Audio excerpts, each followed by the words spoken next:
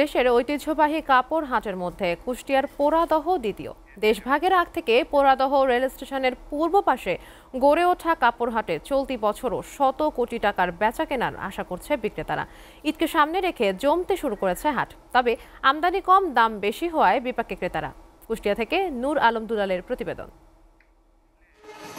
কুষ্টিয়ার মিরপুর উপজেলার পোড়াদহ জংশনের পূর্ব পাশেই দেশের দ্বিতীয় বৃহত্তম কাপড়ের হাট। প্রতি বছর ঈদকে সামনে রেখে বৃহত্তর কুষ্টিয়া সহ অন্তত 20 জেলা থেকে কয়েক লাখ ক্রেতা বিক্রেতার আগমন ঘটে। তবে নিরাপত্তা নিয়ে আশঙ্কা রয়েছে এবার।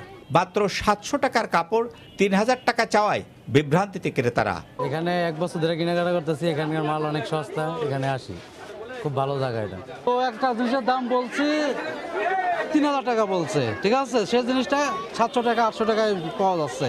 বাংলাদেশের দ্বিতীয় বৃহত্তম মার্কেট, কাপড়ের মার্কেট।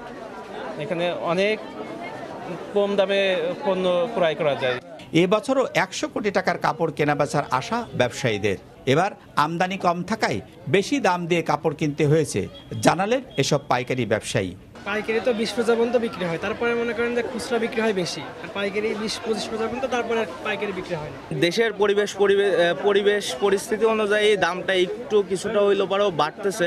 কিছু কিছু প্রোডাক্ট আছে, যেমন কাপড়ের কিছু কিছু জিনিস আছে যেগুলো বাইরে থেকে আমদানি করা লাগে, এইগুলো অনেক ক্ষেত্রে হয়তো বা আমদানি করতে সমস্যা হচ্ছে।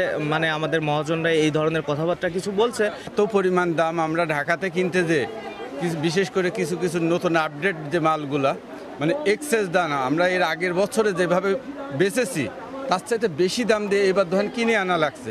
নিরাপত্তা নিয়ে কোনো আশঙ্কা নেই।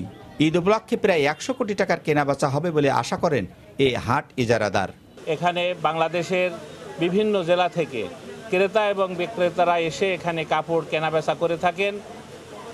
বর্তমানে ঈদ উপলক্ষে আমাদের এই বাজারে কেনাবেচা আলহামদুলিল্লাহ অনেক ভালো চলছে। আগামীতে আরও খুচরা পর্যায়ে বেচা কিনা আরও বৃদ্ধি পাবে বলে আমরা আশা করছি। দেশের তৈরি বিখ্যাত শাড়ি ও তৈরি পোশাকের প্রায় সব প্রতিষ্ঠানের শোরুম রয়েছে পোড়াদহে। তবে চাহিদা অনুপাতে হাটের পরিবেশে আসেনি আধুনিকতার ছোঁয়া।